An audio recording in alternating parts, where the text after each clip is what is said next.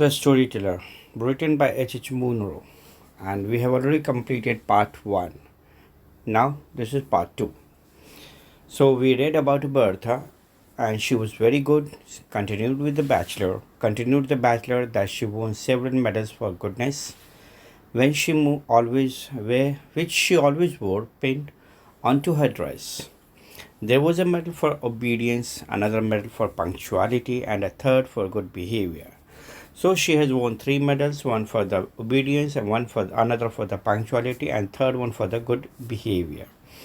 They were large medals and clinked against one another as she walked. So whenever she was walking, all the medals clinking with each other, against each other. So no other child in the town where she lived had as many as 3 medals.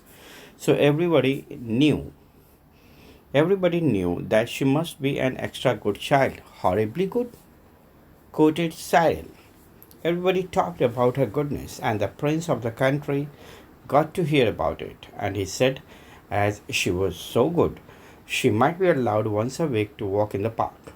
So, prince of that place has given her permission to walk in the park, as it was a very beautiful park and no children were ever allowed in it. So it was a great, and that was a great honor for Bertha, because she was the only child to be allowed to go inside. Now, Cyril asked, were there any sheep in the park? No, said the bachelor. There were no sheep, but there were other animals, small, harmless animals in the park. The storyteller paused to let a full idea of the park's treasure sink into the children's imaginations. Then he resumed. Bertha was rather sorry to find that there were no flowers in the park.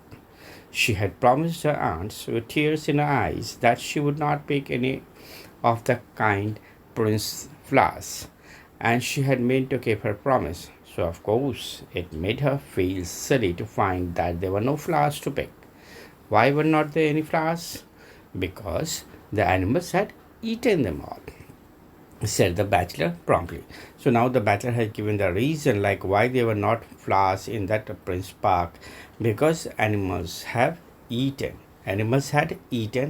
all. Now the gardeners had told the prince that you could not have animals and the flowers, so he decided to have animals and no flowers. Even the gardeners have given asked from the prince like, okay, we cannot have the flowers and the small animals inside the park. So prince decided like, okay, no, I'll go with the small animals. So there was a murmur of approval at the excellence of prince's decision. So many people would have decided the other way.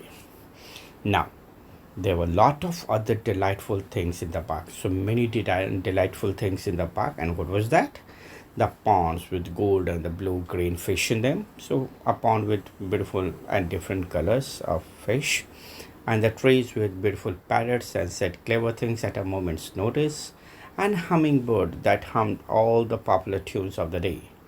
Bertha walked up and down and enjoyed herself immensely, and thought to herself, if I were not so extraordinarily good, I should not have been allowed to come into this beautiful park and enjoy all that there is to be seen in it.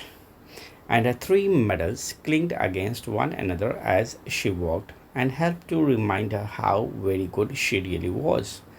Just then, an enormous wolf came prowling into the park to see if it could catch a fat little animal for his supper. So she was walking in the park, enjoying the beautiful fishes and different birds. Suddenly, what happened? No, and she was feeling proud also. Like, okay, she was honored by the prince, like to go and visit the park. And suddenly, a big wolf entered into the park to catch small animals.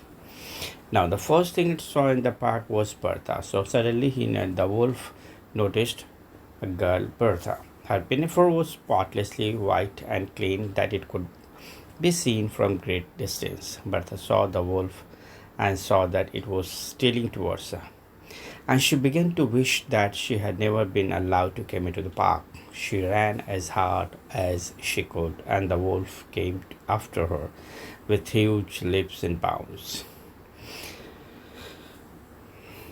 She managed to reach a shrubbery of myrtle bushes and she hid herself in one of the thickest of the bushes. The wolf came sniffling among the branches, its black tongue lolling out of his mouth and his pale grey eyes glaring with rage. And Bertha was terribly frightened and thought to herself, if I had not been so extraordinarily good, I should have been safe in the town at this moment. However, the scent of the matter was so strong that Wolf could not sniff out where Bertha was hiding, and the bushes were so thick that he might have hunted about in them for a long time without catching sight of her. So he thought he might as well go off and catch a little animal instead. Bertha, who was trembling very much at having the wolf prowling and sniffing so near her, and as she trembled, the medal for obedience clinked against the medal for good conduct and punctuality. The wolf was just moving away when he heard the sound of the medals clinking and stopped to listen. They clinked again in a bush quite near him. He dashed into the bush, and his pale grey eyes, gleaming with ferocity and triumph, and dragged Bertha out and devoured her at to the last morsel. All that was left of her were her shoes, bit of clothing, and 3 medals of goodness. The story began badly, said the smaller of the smaller girls, but it had a beautiful ending. It is the most beautiful story that I have ever heard, said the bigger of the smaller girl with immense decision. Now, it is the only beautiful story I have ever heard, said Cyril. A dissenting opinion came from the aunt, and a most improper story to tell to young children. You have undermined the effect of years of careful teaching at any rate, said the bachelor, collecting his belongings preparatory to leaving the carriage. I kept them quiet for 10 minutes, which was more than you were able to do. Unhappy woman, he observed to himself as he walked down the platform of Templestowe station. And for the next 6 months or so, those children will assail her in public with demands for an improper story. So that's the end of this beautiful story written by H. Munro. I hope you have a better understanding of this beautiful story, The Storyteller. Thank you so much.